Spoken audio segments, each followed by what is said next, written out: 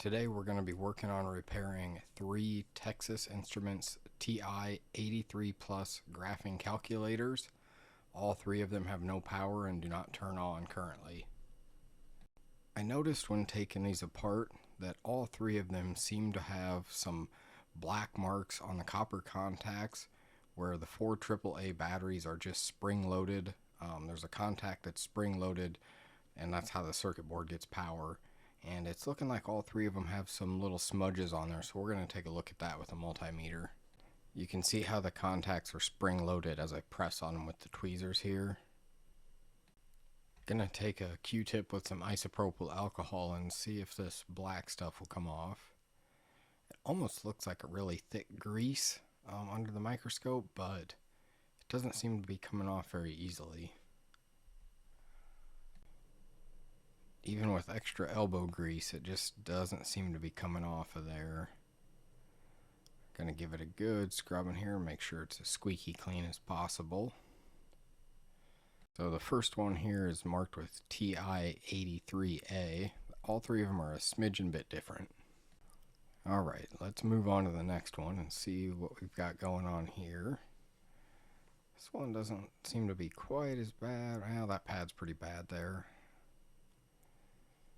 Alright, let's check out the third one here now. And this last one here has some cool looking blue corrosion on the pad all over it. From a quick Google search, it seems like it may be like a copper sulfide of some type. I'm definitely not a chemistry expert, so that could be way off also. And no surprise, there's corrosion on the spring-loaded contacts on this one as well. Let's look at the one that has the blue corrosion first.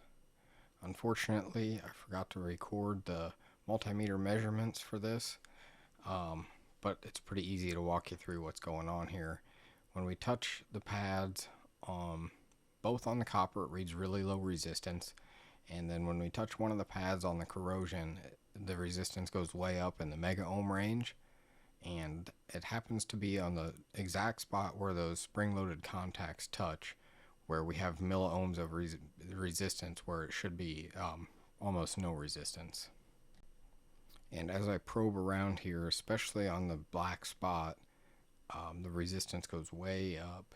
Basically everywhere is high resistance unless we scrape through and hit some copper or find a bare copper spot. And the other pad is the exact same way, it's just not as bad. And finally, the moment we've all been waiting for. We're going to scrub this with some isopropyl alcohol, 99%, and see what we can get done here. Looks like the copper's missing from some of the spots that were worse. Going to go ahead and speed this cleaning process up a little bit here.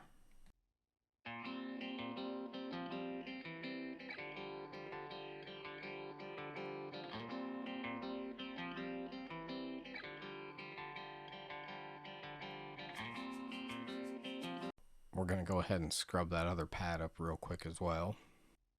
I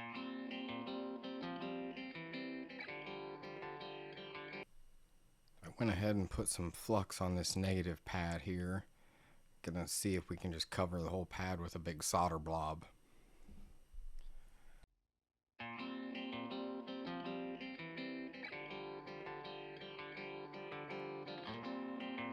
And that soldered looks really dirty, so I'm going to wick it off and then put some fresh on.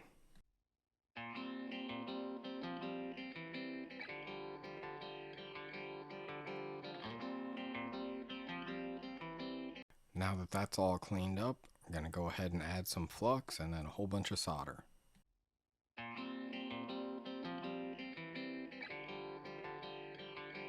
The next thing we're going to do is apply some solder on the positive pad. It's not nearly as bad, so it's only going to take a little bit of solder to cover the bad spot.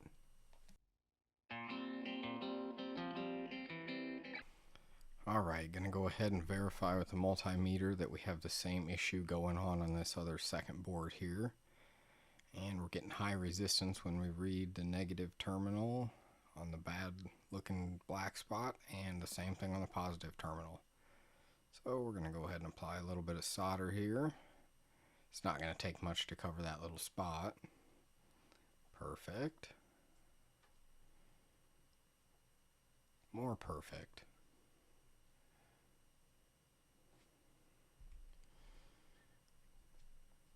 Alright, we'll get this other pad here. And put a little bit of solder on there, and there we go, we're good to go. Also going to take a Q-tip with some isopropyl and clean off the spring-loaded contacts there.